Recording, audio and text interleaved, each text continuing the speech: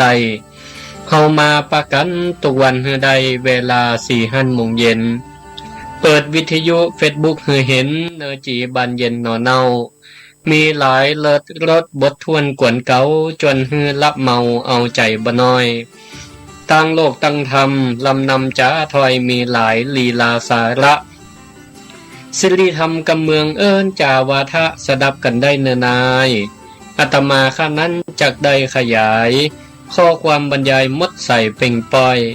เจิญฟังตัวเจ้าบัวกาบซอยบ่ฮือเสียอันเวลาพอเจิญฟังไปก่อนละนายเฮยยกมือ10 นิ้วกราบนบพระรัตนตรัยถวายความเคารพพระมหาเถระพระเถรานุเถระครูบาอาจารย์และก็ขอเจริญพรศรัทธาท่านผู้ฟังพุทธศาสนิกชนคนดีทั้งหลายที่ได้สดับรับฟังในรายการศิริธรรมกับ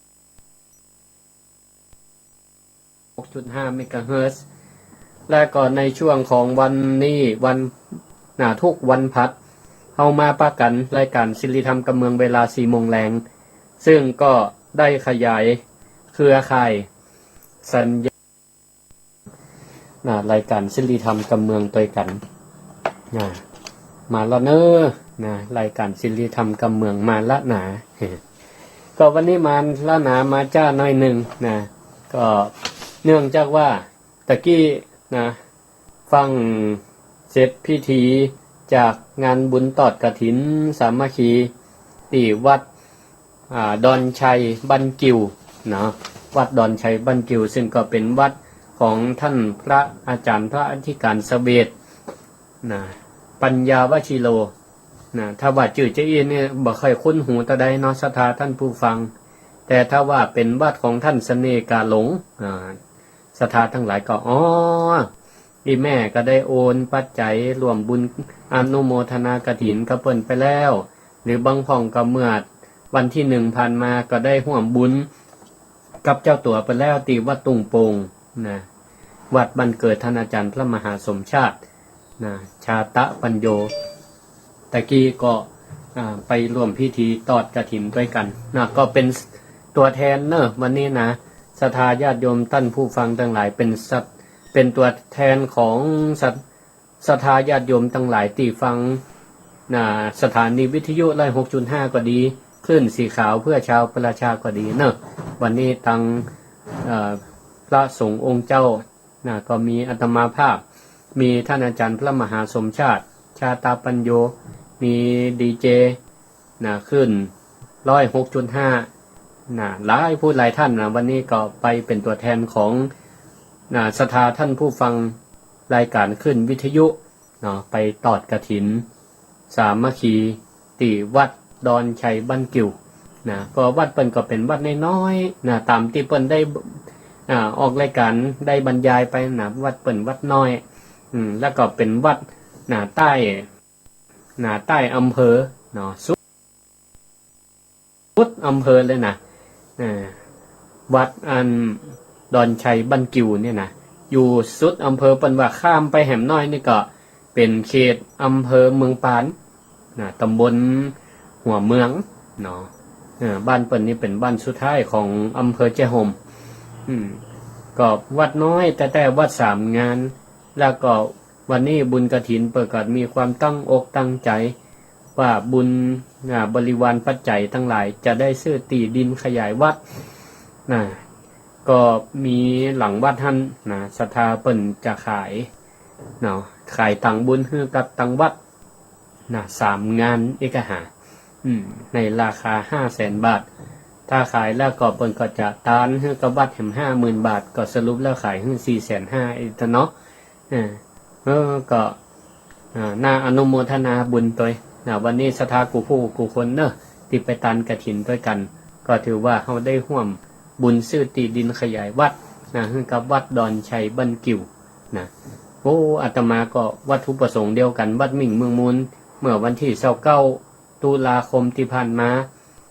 มีบุญกฐินก็วัตถุประสงค์ซื้อตีดินขยายวัดเหมือนกันอันนี้ก็เป็นแปลงที่2แปลงแรกนี่2 งานก็ได้ซื้อไปเมื่อปีที่แล้วละ ปีนี้ซื้อแปลงที่2 แห่ม 2 งานก็รวมเป็น1 ไร่พอดีเฮาว่าวัดมิ่งเมืองมูลเนี่ย3 ไร่ว่ากรีดแล้วนะวัดน้อยแล้วนะไปพอวัดบ้านกิวเปิ้นซ้ำน้อยเหลือเฮานะแต่ก็ทั้งนี้เฮาก็ทำเพื่อเป็นสาธารณประโยชน์เนาะบุญกฐินนี่ก็อานิสงส์ก็เกิดทั้งพระสงฆ์องค์เจ้าผู้ครองกฐินอานิสงส์เกิดกับศรัทธาญาติโยมแล้วก็อานิสงส์นี่ก็เกิดกับวัดกับวาเนี่ยเปิ้นบอกว่าอานิสงส์ของบุญกฐินพระสงฆ์ก็ได้ครองผ้าศรัทธาก็ได้บุญปัจจัยบริวารก็ได้อุดหนุนสนับสนุนบำรุงพระศาสนาเสนาสนะในวัดเนาะบำรุงซ่อมแซมไปเพื่อให้พระพุทธศาสนาวัดวาอารามนั้นได้เจริญรุ่งเรืองสืบต่อไปเจนลูกเจนหลานต่อไปเนาะก็ยังมีแหมหลายวัดหลายวาของครูบาอาจารย์ท่านนักเผยแผ่เนอะยังมีแหมหลายวัดอยู่ที่เปิ้นก็ยังบ่ได้จัดงานกฐินเตื้ออย่างเช่นวัดบุญยวาสวิหารพระอารามหลวงอันนี้ก็เป็นวัดที่ตั้งสถานีวิทยุวิทยาลัยสงฆ์นครลำปางที่ศรัทธาทั้งหลายได้ยินและได้ฟังกันเนี้ยเนาะก็จะมีงานกฐินพระราชทานในวันที่6 พฤศจิกายนวันเสาร์ที่6 พฤศจิกายนใครจะร่วมบุญร่วมกุศลก็ติดต่อได้ทางวัดนะวันเสาร์นี่ก็มีหลายที่วันติดเนาะวันติดที่6 พฤศจิกายนวัดหลวงพ่อพระครูอุดมศิริทัศน์ที่หลวงพ่อเจ้าของเสียงเตศทำตอนนี้ก็เตศทำเมืองชื่อว่านางเก้าห้านละก็ผูกที่4แล้วเนาะอันนี้ก่อนหลวงพ่อก็จะตันกฐินวันเดียวกันวันที่6 พฤศจิกาเนาะไปสะดวกจะไปร่วมก็ได้ไปบ่สะดวกจะร่วมอนุโมทนาบุญก็ติดต่อมาได้เนอะจะฝากไปร่วมบุญก็ได้พระอาจารย์ก็จะไปร่วมตอดก็เปิ้นอยู่จะเอาแป่งต้นกันไปตานเปิ้นอยู่วันที่5 พฤศจิกายนนี่ก็วันเสาร์ก็วัดรัศมีธรรมวนารามวัดรัศมีธรรมวนารามวัดของท่านอาจารย์พระมหาธนวุฒิญาณโสภโนพระอาจารย์วิไลสงฆ์นครลำปางแล้วก็จัดรายการสถานีวิทยุวันผูกเนี่ยกันเนาะวันศุกร์เวลา 5 โมงที่อาตมาภาพได้ถวายเวลาให้เปิ้นไปเนอะวันผูกนี้อันนี้ก็ท่านอาจารย์พระราชสมุท่านสมุโอษชื่อเล่นขอสุมาอภัยนึกจื่อแต่นี่กำลังนึกอยู่เปิ้นก็แจ้งว่างานบุญพิธีกฐินพระราชทานวัดอรุณราชอาณาจักรที่ในเมืองประเทศอังกฤษเปิ้นก่อนเนอะศรัทธาไผจะไปจองตั๋วด่วนจองเครื่องด่วนวันที่6 พฤศจิกายนเหมือนกันเวลา 10 โมงเป็นต้นไปอันนี้พระอาจารย์สมุเปิ้นได้แจ้งมาทาง Facebook ไล่เนาะถ้าจะไปบัดได้ละอนุโมทนาบุญกับท่านอาจารย์เนอะสาธุครับอนุโมทนาบุญศรัทธาญาติโยมทั้งหลายช่วงนี้ก็บุญกฐินหลายที่หลายตังก็เลยมาจ้ามาขวายไปน้อยเข้ารายการจ้าก่อนเลยขอเมตตาท่านอาจารย์พระมหาสมชาติเปิ้นได้เข้ารายการพระอาจารย์เปิ้นก็มีเมตตาต่อศรัทธาท่านผู้ฟังมีความรับผิดชอบสูงมากพระอาจารย์พระอาจารย์สมชาติตะกี้บอกกองเลิกพิธีกฐินวัดดอนชัยเสร็จแล้วก็ออกอากาศนี่น่าจะนอกสถานที่พระอาจารย์อาจจะเป็นที่บ้านที่ในรถกับหัวตะกี้พระอาจารย์ออกจนถึงเวลา 4 โมงแรงต่อรายการศิริธรรมกำเมืองแหมเพราะว่าบัดตันก็เลยโทรเข้าในรายการพระอาจารย์ว่าขอเมตตาได้ได้จ่าศรัทธาไปก่อนเนาะแล้วก็พอถึงวัดก็จะได้จ่าต่อก็ตอนนี้มาถึงวัดมิ่งเมืองมูลเป็นที่เรียบร้อยศรัทธาญาติโยมทั้งหลายวันนี้ก็ น่าจะฟังไปไกลเนาะถึงเชียงใหม่ละปูนก็ได้รับคลื่นสัญญาณชัดเจนบ่ชัดเจนจะได้ก็ได้โทรเข้ามากันเนาะใต้รายการก็ได้เนอะ064-949-5999นะสถาญาติโยมทั้งหลายช่วงนี้ก็สถานนี้ก็น่าจะอิ่มบุญอิ่มกุศลเนาะสถานหลายผู้หลายท่านวันนี้ FC รายการสถานีวิทยุ 106.5 ไปงานบุญครูบาอาจารย์ท่านนักเผยแผ่วัดใดกับปะกันสถาแม่น้อยอินยาศรีแม่วันนี้ไผ่แฮมมาวันนี้ปะกันหลายผู้หลายท่านนะมาตักมาตายกันปะกันแฮมละ เพิ่งปะกันวัดตุ่งโปงเพิ่งปะกันวัดหนึ่งเมืองมุนหลายตีเปิ่นก็ไปเมื่อน่ะใจถึงพึ่งได้หรอนะอนุโมทนาก็บุญกุศลเนี่ยติดเมื่อวันก่อนตะวากะได้ได้จ่าไปว่าบุญกุศลเนี่ยมันเป็นสิ่งที่ติดเนื้อติดตัวเฮาเนาะไผมาปนไปกับมาได้มาซื้อกับบ่ขายซื้อไปกับเอาไปมาได้เนาะสิ่งที่ได้นี่ก็ศรัทธาญาติโยมทั้งหลายผ่องก็ช่วงนี้ผิวพรรณวันหน้าผ่องใสเพราะว่าอิ่มบุญอิ่มกุศลอิ่มอกอิ่มใจก็ส่งผลให้ร่างกายมันมีความผ่องใสมีความเบิกบานใจเฮายิ้มออกมากับคนอื่นเปิดก็ยิ้มฮืออันเนี้ย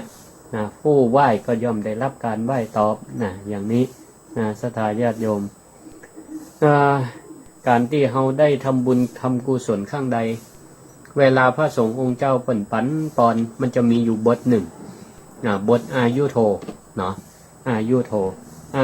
ทพระโททีโลวันนโทปฏิภาณโทการทำบุญนี่มันก็ย่อมได้รับสิ่งที่เป็นปฏิการะตอบมี5ประการ1มีอายุมีอายุ2มีวันนะ3มีสุขะ3มีพละ4มีพละ5มีปฏิภาณอย่างนี้อายุวันนะสุขะพละปฏิภาณการที่เราได้ทำบุญทำกุศลเนี่ยจะว่ามีผล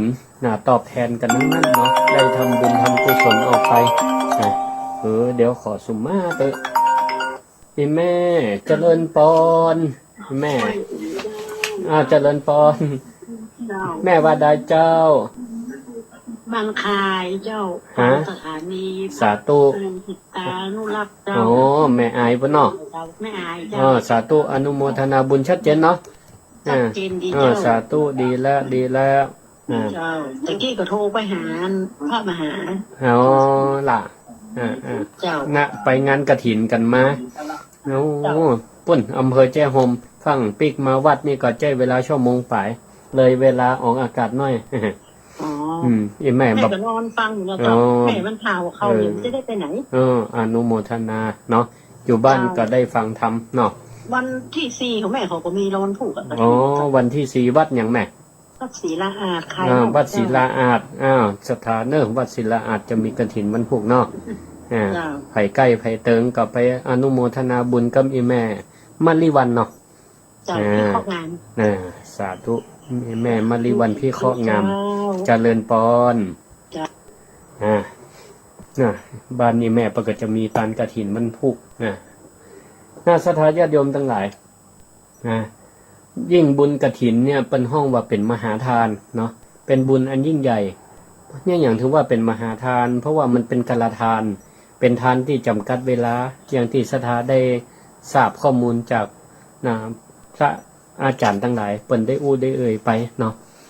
ทำได้เฉพาะหลังวันออกพรรษาแล้วก็วันสุดท้ายก็คือวันเดือนยี่เป็ง1 เดือนเท่าอันไผได้ไปร่วมอนุโมทนาบุญกฐินเปิ่นว่าถือว่าเป็นมหาทานเป็นบุญอันยิ่งใหญ่เนาะ ศรัทธาทั้งหลายมันมีกรรมสำนวนหนึ่งว่าให้ทุกข์แก่ท่านทุกข์นั้นถึงตัวเนาะ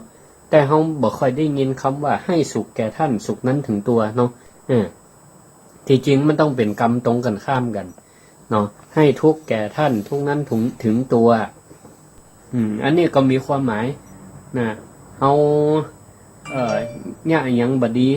ต่อคนรอบข้างนะต่อญาติพี่น้องต่อลูกต่อหลานต่อสามีภรรยาก็ตามโคตรเปิ้นนะเปิ้นก็โคตรตอบเนี่ยเปิ้นถึงว่าให้ทุกแก่ท่านทุกนั้นถึงตัวเราอ่อนไว้รุ่นกันเหมือนกันนะพิษหัวกันบ่ถูกกันตีกันมันก็ตีตอบตีเปิ้นตีเขาไปเขาก็ตีเฮามาอย่างเงี้ยเนี่ยเปิ้นห้องว่าให้ทุกแก่ท่านทุกนั้นถึงตัวในทางตรงกันข้ามกัน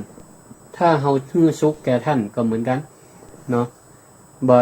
ว่าจะด้วยวิธีการใดเฮาฮื้อความสุขแก่เปิ้นก็ฮื้อความสุขแก่เฮาไหว้เปิ้นก็ไหว้เฮานะอย่างนี้ทำอย่างไรก็ได้รับอย่างนั้นนะบันทโนปฏิวันทนังผู้ไหว้ย่อมได้รับการไหว้ตอบนะ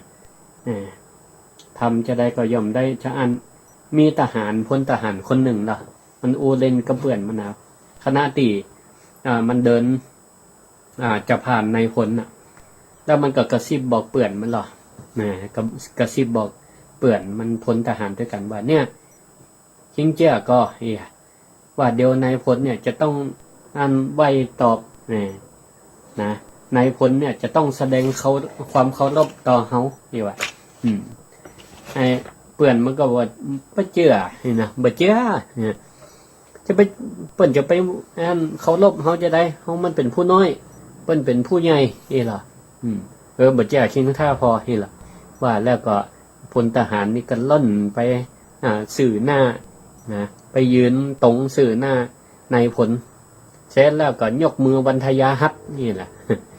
ยกมือวันทยาฮัตก็คือแสดงการเคารพของทหารเปิ้นบ่จริงยกมือปนมมือไหว้กัน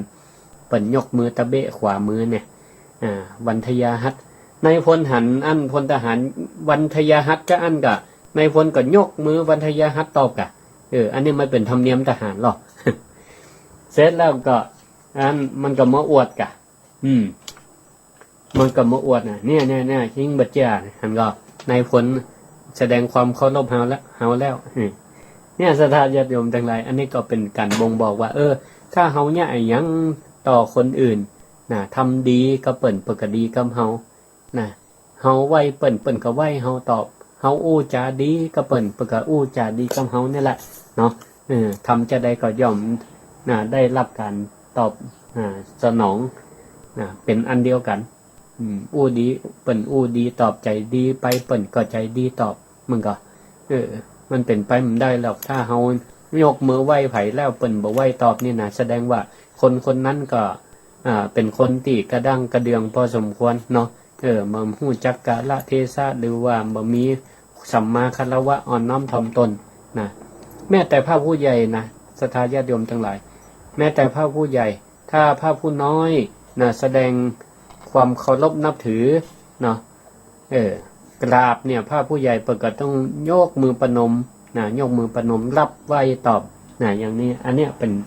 การแสดงปฏิการะเป็นการแสดงความอ่อนน้อมถ่อมตนต่อกันและกันอย่างนี้ศรัทธาญาติโยมทั้งหลายข้อที่หนึ่งที่อาตมาว่าเวลาเราทำบุญครั้งใดแล้วอานิสงส์ที่เกิดขึ้นคืออายุก็คือมีอายุการที่เรามีเราอยากได้อายุเราก็ต้องฮื้ออายุกับเปิ้นเนาะอยากมีอายุมั่นขวัญยืนเราก็ต้องฮื้ออายุต่อคนอื่นต่อสัตว์อื่น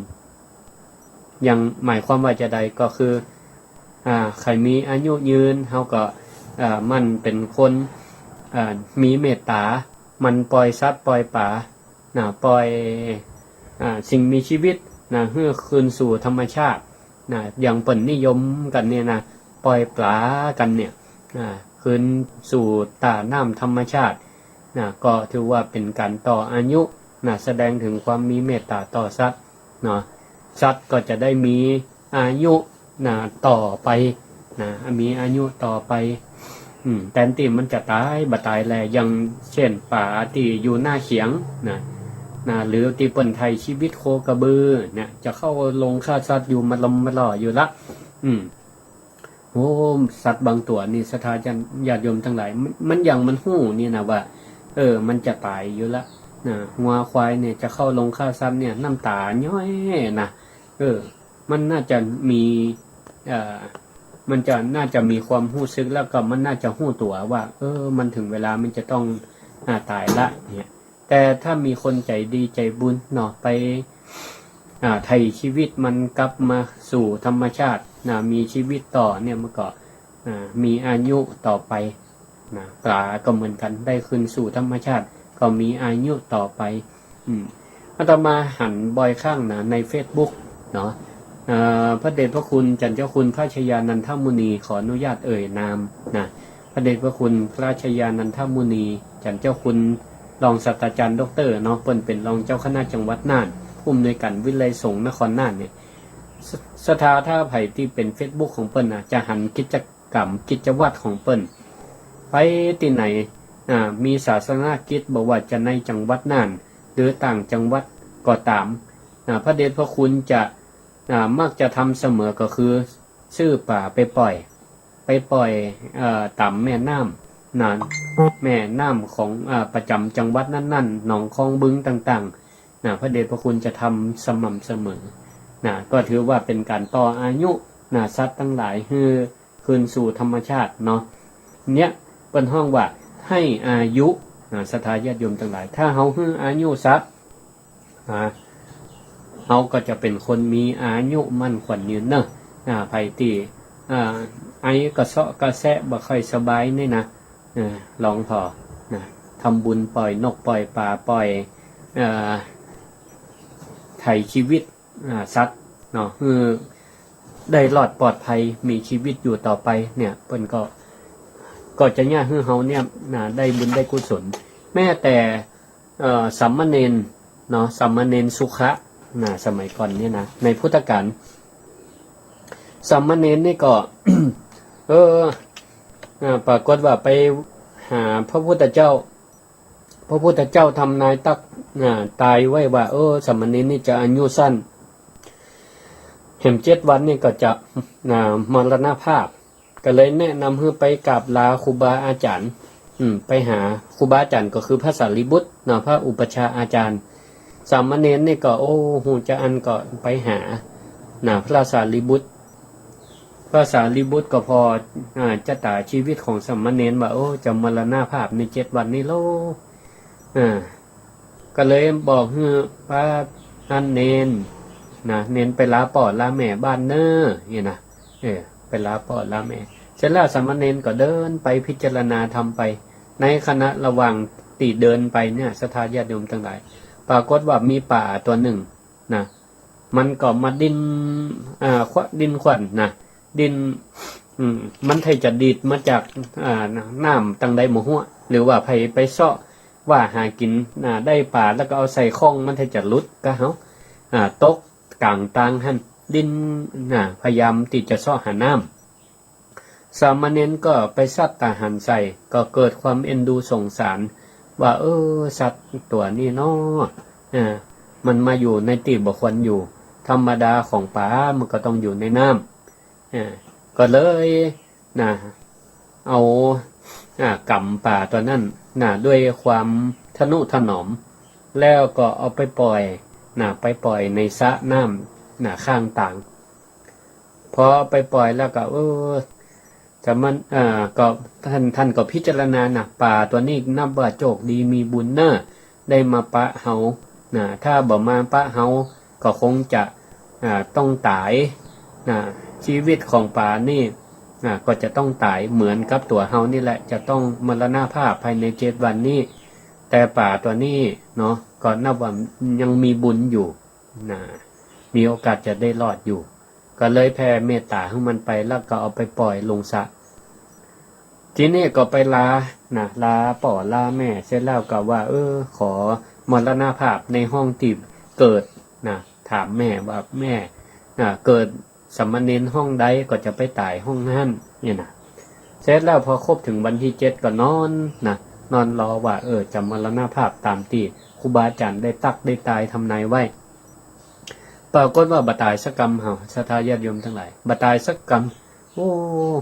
ก็เลยมาพิจารณาว่าเป็นเพราะอันอย่างน้อเนี่ยก็เลยไปบอกความนี่กับท่านพระสารีบุตรผู้เป็นพระอุปัชฌาย์อาจารย์ว่าท่านอาจารย์ครับท่านอาจารย์ว่าผมมันจะมรณภาพภายใน7 วันแต่มันเป็นด้วยอันอย่างจ้าผมก็บ่ถึงแก่มรณภาพก็เลยเล่าความให้ฟังแล้วก็เล่าเหตุการณ์ว่าได้ได้พบได้ปะป่าที่มันตกอยู่ข้างตังยังบ่ตายเด้อก็เลยเกิดเมตตาสงสารเอาไปปล่อยซะท่านพระอาจารย์พระสารีบุตรก็เลยบอกว่าสามเณรอันเนี้ยเป็นเพราะอานิสงส์ที่เธอได้อายุได้ต่ออายุปลาตัวเนี้ยแทนที่มันจะดินอยู่หั่นแล้วก็บ่มีไผมาป้มมาปะหรือมาป้มมาปะบ่ใส่อกใส่ใจเดินกายไปเหียมันก็จะต้องตายในที่สุดแต่นี่เธอได้อายุแก่มันก็เลยรอดตายและอานิสงส์ที่เธออายุแก่ป่าตัวนั้นเธอก็เลยรอดพ้นจากเคราะห์นี่เคราะห์ที่ว่าจะมรณภาพก็โป้นละเนอสมณีเนอเธอก็จะมีอายุมันยืนยาวไปจนถึง100 สาวนี่ศรัทธาญาติโยมทั้งหลายปล่อยปลาตัวเดียวลงน้ำบ่ได้นี่นะด้วยจิตใจประกอบเมตตาเมตตาสงสารก็ปรากฏว่าอายุสมณีก็ยืนยาวไปแหมนี่เปิ้นห้องว่าให้อายุให้อายุก็จะมีอายุมั่นขวัญยืนตอบอย่างนี้ศรัทธาญาติโยมทั้งหลายหรือแม้แต่การดูแลคนป่วยคนป่วยติดบ้านติดเตียงหรือพระภิกษุสามเณรตนได้เปิ้นเจ็บไข้ได้ป่วยหู้ข่าวว่าเปิ้นเจ็บไข้ได้ป่วยก็มีอันหยังที่จะอุปถากอุปถัมภ์เปิ้นได้มียาก็ถวายยามีข้าวน้ำโภชนะอาหารก็ถวายเปิ้นไปก็ถือว่าได้สงเคราะห์คนที่เปิ้นเจ็บป่วยถ้าเปิ้นได้หายเป็นปกติเนี่ยอานิสงส์ก็จะเกิดขึ้นก็จะเกิดขึ้นและพระพุทธเจ้าก็ได้สำทับรับรองไว้ว่าถ้าศรัทธาญาติโยมทั้งหลายพุทธศาสนิกชนอยากจะอุปถากเราอยากอุปถากพระพุทธเจ้าก็ขอดูแลอุปถากภิกษุอาพาธเถิดนี่อย่างนี้ศรัทธากำนี้ก็หู้ข่าวพระสงฆ์องค์เจ้าเจ็บไข้ได้ป่วยก็ไปหาไปถวายกำลังใจไปถวายยุกถวายยาหรือคนเฒ่าคนแก่ก็ได้คนเฒ่าคนแก่บางทีวัดวาล้ำพระสงฆ์องค์เจ้าเปิ้นเป็นยังสุขภาพแข็งแรงแต่ว่าในหมู่บ้านมีคนเฒ่าคนแก่เจ็บไข้ได้ป่วยก็ไปไปใจก็ถือว่าได้อายุเปิ้นเหมือนกัน2วรรณะวรรณะแปลว่าผิวพรรณวรรณะการที่จะมีวรรณะผิวพรรณผ่องใสเปิ้นว่าถวายผ้าวัฏโทโหติวรรณโทผู้ใดถวายผ้าผู้นั้นชื่อว่ามีวรรณะผ่องใสนี่อย่างศรัทธาญาติโยมทั้งหลายไผที่ถวายผ้ากฐินผ้ากฐินแด่พระภิกษุผู้ครองนี่ก็ได้อานิสงส์ว่าผู้ใดถวายผ้าผู้นั้นเป็นผู้มีวรรณะผ่องศรัทธาว่าบ่ได้ห่วมบุญบ่ได้ถวายผ้ากฐินเพราะว่าเจ้าภาพมีคนเดียวเฮาจะถวายหยังก็ถวายผ้าจำพรรษาก็ได้บางทีเปิ้นห้องผ้าจำนำพรรษาบางทีก็ห้องผ้าจำพรรษาแต่น่าจะใช้คำว่าผ้าจำพรรษาจะถูกกว่าผ้าจำพรรษาหมายถึงผ้าที่ถวายแด่พระภิกษุสามเณรที่เปิ้นบ่ได้บุญกฐินที่เปิ้นบ่ได้เป็นองค์ครองกฐินอย่างเช่นในวัดมีตัวเจ้าอยู่5 ตนแต่ได้รับผ้ากฐินเพียงแค่รูปเดียวแหม4 รูปแล้วเปิ้นก็เลยพระพุทธเจ้าเลยอนุโลมให้ถวายผ้าจำพรรษาแด่ภิกษุทั้งหลายที่บ่ได้ของผ้ากฐินเพราะทุกตนทุกองค์ผ่านฤดูฝนกันมาหมดแล้วผ้าก็เปียกผ้าก็ปุก็พังไปเนี่ยแล้วได้กฐินตนเดียวแล้ว4 ตนเนี่ยได้เปิ้นอนุโลมให้ถวายผ้าจำพรรษาได้เพราะฉะนั้นศรัทธาญาติโยมทั้งหลายก็ เมื่อวัดบ้านใดชุมชนใดเปิ้นว่าในวันนี้เป็งเนอะเฮาจะถวายผ้าจำพรรษาแด่พระสงฆ์องค์เจ้าเนอะศรัทธาก็อาศัยโอกาสเนี่ยได้ถวายผ้าเนาะได้ถวายผ้าแก่พระสงฆ์องค์เจ้าเปิ้นห้องว่าพระพุทธเจ้าว่าผู้ใดถวายผ้าแด่พระสงฆ์ผู้นั้นชื่อว่ามีวรรณะคนใดตันผ้าก็จะมีวรรณะผ่องใสเพราะหยังผ้าเนี่ยมันเป็นเครื่องป้องกันแดดป้องกันฝนป้องกันลมป้องกันความหนาวเนี่ยยิ่งจะเข้าหน้าหนาวเนี่ยนะถวายผ้าตุ้มผ้าห่มตุพระสงฆ์องค์เจ้าเอ็นดูปันเตอะเนี่ยอย่างศรัทธาพออาตมาเนี่ยเวลาหนุ่งผ้าเนี่ยก็ต้องลดแขนเหียนละข้างหนึ่งลดไหล่ผ้าต้องลดไหล่อยู่ในวัดต้องลดไหล่หนึ่งข้างเนี่ยแล้วเมื่อเจ้าตื่นมากันเจ้าเนี่ยอากาศมันเย็นโลกเนาะถ้าใครมีวันหน้าผิวพรรณผ่องใสเป็นว่าตานผ้าตุ้มก็ได้แม้แต่พระพุทธรูปในช่วงเข้าหน้าหนาวเปิดก็มีการตานผ้าห่มผ้าประทานเนาะผ้าตุ้มผ้าห่มพระเจ้าอย่างนี้ข้อแรกตะกี้ไผ่ตานยาไผ่ตานยาให้ภิกษุไข้หรือเอายาไปแจกจ่ายให้กับคนไข้คนป่วยเป็นว่าได้อายุข้อ2ไผ่ตานผ้าเป็นว่าได้วรรณะอันที่3สุขะนี่ความสุขความสุขความสะดวกสบายความสุขตั้งกายและใจในข้อนี้เป็นว่ายาณโทสุขโทโหติพระพุทธเจ้าได้ตรัสไว้ว่ายาณโทสุขโทโหติหมายความว่าไผ่ได้ตานยานพาหนะคนนั่นจะได้ชื่อว่ามีความสุขมีความสุขยานพาหนะนี่ก็หมายถึงอย่างเป็นรถเป็นเรือได้หมดเนาะโอ้ของกว่าตายละอีแม่จะเอาสตังค์ที่ไหนไปซื้อรถตานเฮือนไปซื้อรถมาตานมันแปลงลักแสนลักล้านขนาดรถถีบกันยังลักปัน ถวายตู้เจ้าก็ขี่มาได้ในข้อนี้คำว่ายาณโทเนี่ยประกอบดังตีความไปว่ายานพาหนะเนี่ยนอกจากรถหรือเรือนี่ยังพออันนี้อยู่เนาะอย่างบางวัดบางวาอยู่ติดน้ำติดตาจะต้องไปบิณฑบาตต้องอาศัยเรือเนี่ยพายไปแต่ตัวเจ้าขี่รถนี่ยังแบบตังแม้แต่คณะสงฆ์และก็ยังบ่อนุญาตญาติโยมก็ยังติฉินนินทายังตำหนิติเตียนอยู่ก็บ่อนุญาตแต่คำว่ายาณโทเนี่ยยานถวายยานเนี่ย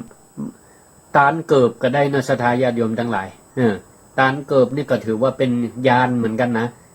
ในพระวินัยเนี่ยได้อู้ไว้ว่ารองเท้าเนี่ยนะรองเท้าหรือเกิบบ้านภาษาบ้านเฮาไผ่ตานรองเท้านี่ก็ถือว่าได้ถวายยานเหมือนกันอีป่อยแม่ตั้งหลายฟังจะอียังแควนน้อยกะ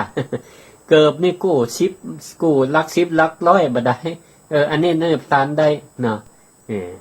ในบริวารกฐินเนี่ยก็นิยมเหมือนกันนะเนี่ยศรัทธาญาติโยมทั้งหลายมันมีทั้งตานยาเนาะในบริวารกฐินนี่นะมีทั้งยามีทั้งอะไรอย่างก็มีทั้งผ้าเนาะผ้าไตร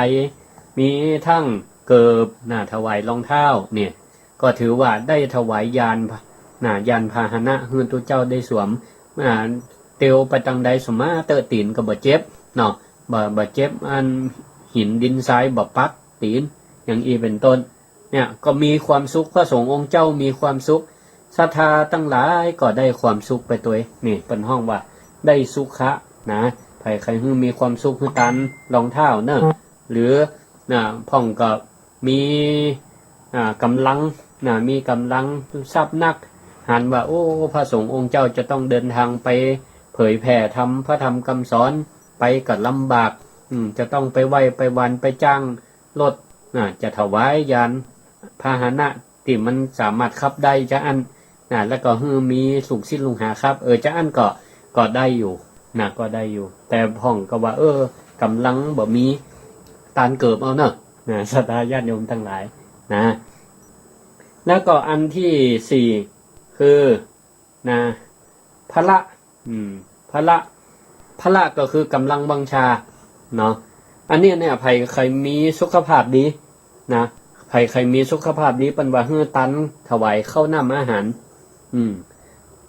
เนาะใส่บาตรตึงวันเนี่ยได้อานิสงส์นะก็คือพระนะคนใดที่มีสุขภาพแข็งแรงนี่นะเพราะมันเป็นคนมันทำบุญตักบาตรถวายเข้าน้ำจังหันแก่พระสงฆ์องค์เจ้ามาบิณฑบาตกุเจ้าเนาะเป็นห้องวัดได้พระนะและอันสุดท้ายก็คือปฏิภาณนะปฏิภาณเป็นบอกว่าคนใดเนี่ยนะอันใครมีสติมีปัญญา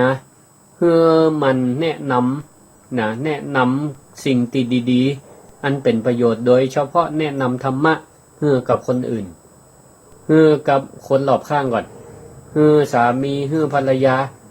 ธรรมะอันใดฟังเทศน์ฟังธรรมฟังรายการวิทยุฟังรายการศิลธรรมกำเมืองก็ดีรายการอื่นๆก็ตามอันใดที่เป็นประโยชน์ต่อการพัฒนาชีวิตพัฒนาการดำเนินชีวิตในประจำวันเนี่ยเขาก็มาแนะนำกันเนี่ยเปิ่นห้องว่าการธรรมะกันแล้วมันก็จะได้สติปัญญาตึงเปิ่นตึงตัวคนฟังก็ได้คนก็ได้นะเปิ่นห้องว่าได้ปฏิภาณนะได้ปฏิภาณมันธรรมะมันนี่ก็มีปฏิภาณเหมือนกันเนอะนะเวลาเปิ่นถามอันใดมาเฮาศึกษามามันอ่านมันศึกษามันทบทวนก็จะมีปฏิภาณในการโต้ตอบในการอธิบายได้นะเนี่ยศรัทธาญาติโยมทั้งหลายการทำบุญกฐินเนี่ยได้อานิสงส์ถึง5ประการคนตาลเนี่ยนะศรัทธาญาติโยมได้อายุเนาะเขาได้ในบริวารกฐินก็มียา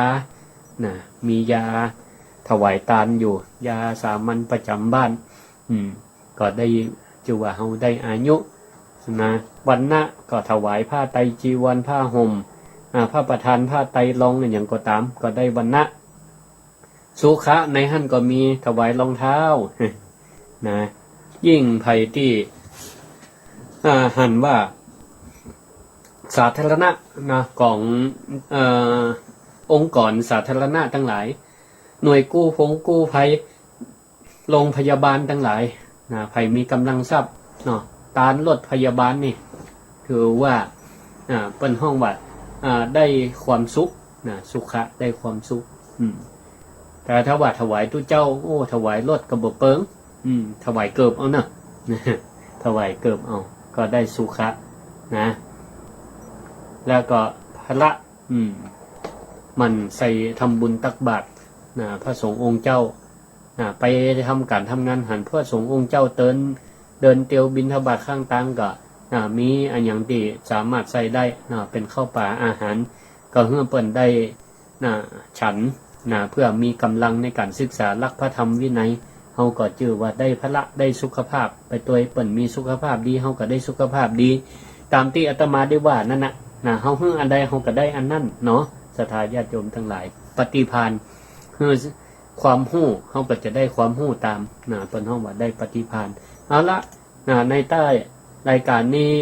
ใครจะโทรมาก็เจิญได้เนอะอันนี้เป็นรายการศิริธรรมกำเมืองช่วงที่1นะ0649495999นะในช่วงที่2เวลา 5 โมงถึง 6 โมงนี่ก็จะเป็นช่วงฟังเทศธรรมธรรมนิยายปื้นบ้านล้านนาในเรื่องนางเก้าห้านนางเก้าห้านคนลำปางว่านางเก้าห้าน คนจังใหม่ว่านางเก้าห้านห้านก็คือนั่งร้านนั่นแหละมีนางอยู่จันเก้าพุ่นเนาะสมัยนั่นใจรีบกระจ้าเจริญปอนแม่ศรีกูลเจริญปอนวันนี้ไปก็วัดบันจิวดอนชัยแล้วแม่ศรีกูลบ่ไปแม่ไปได้ไปอย่างแก๊บหัวเข้าแก่กันช่วงล่างบ่ค่อยดีเจ้าสั่งคู่รถเบิ้งแน่แล้วมันจะเลยเจ็บนะเนี่ยเป็นว่าใครสุขภาพดีมันใส่บาตรมันใส่บาตรสุขภาพจะได้แข็งแรงหรือมั่นกระถวายเกิบ นะสุขภาพแข็งแรงนะแม่สิกุลนะสาธุเจริญพรเจริญพรสาธุเจริญพร ว่าจ้าท่านพระครูแม่มุขฟังแม่เจ้า ตังใดแม่ แม่มุขอยู่อันฟังจากวัดพระบาทอุดมเจ้า โอ้พระบาทอุดมปุ้นล่ะเมืองฝางเนาะสาธุสาธุ สาธุกับเจ้าว่าสานะเจ้า อนุโมทนาสุขภาพแข็งแรงได้ไหมเนอะบุญรักบุญรักษาบุญรักษา เจ้า โอ้วันนี้ไปไก่ถึงปุ้นพระบาทอุดมน่าจะขึ้นได้รับเมตตาทำขึ้นสถานีวิทยุของหลวงพ่อเจ้าคณะอำเภอฝางกันเนาะ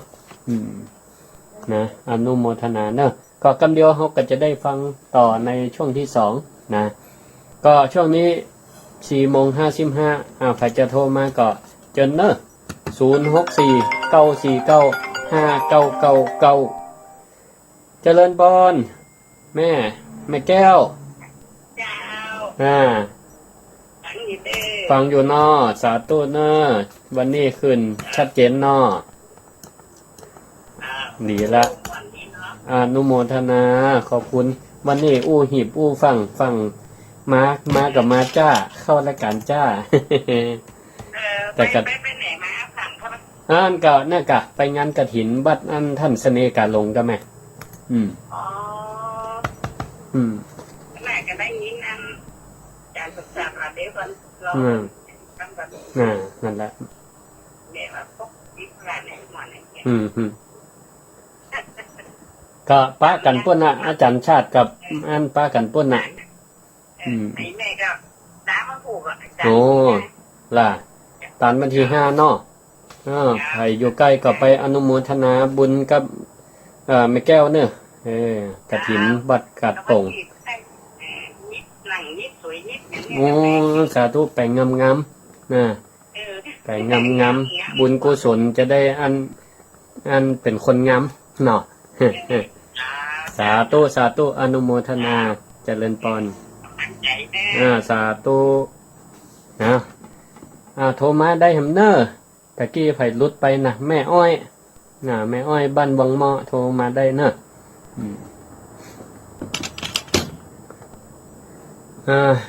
ก็ตอนนี้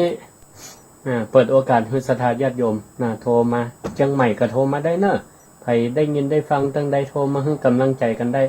ในรายการศิริธรรมกำเมืองโดยพระครูศิริธรรมบัณฑิตเนอะ0649495999เนอะ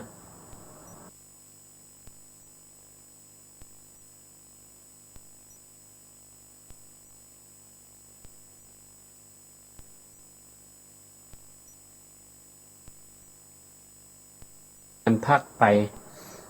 ไลฟ์สดพักไปเจริญพรไว้สาเจ้าเจริญพรโยมอย่างเจ้าโยมน้อยเจ้าที่ไหนจากไม่ลิมเจ้าไม่ลิมโอ้เสียงยังอยู่ใกล้นี่นะเสียงโทรศัพท์ชัดเจนแล้วเสียงวิทยุชัดเจนเนาะเจ้าฟังท่านอู้เรื่องกฐินเพลินข้าเจ้าอันปิกจากงานกฐินมาโหฟังซ้ำเห็นเนาะเจ้าโอ้นโมทนาเดี๋ยวละกฐินวัดไหนแม่เจ้าเนาะว่าไปต้านกฐินมาเกาะยังบอกหูแจ้งเนาะแล้วก็มาได้ฟังท่านอธิบายเห็นมันแจ้งเป็นอย่างน้องแม่เจ้าสาธุกฐินวัดอย่างแม่วัดโสภณารามวัดแม่ลิมโสภณาหลวงปู่ท้องเนาะวัดทุกเจ้าทุลุงท้องอนุโมทนาเนอสาธุเจริญพรสุขภาพแข็งแรงบุญละสาธุเขามาแต่ก็ฟังอยู่สาธุทีละโทรมาให้กำลังใจเนอะขอบคุณเจ้าไว้สาเจ้าเจริญพรพ่องก็ไปงานกฐินมาวันนี้ก็หลายที่หลายตังเนาะอนุโมทนากันไปเนอะ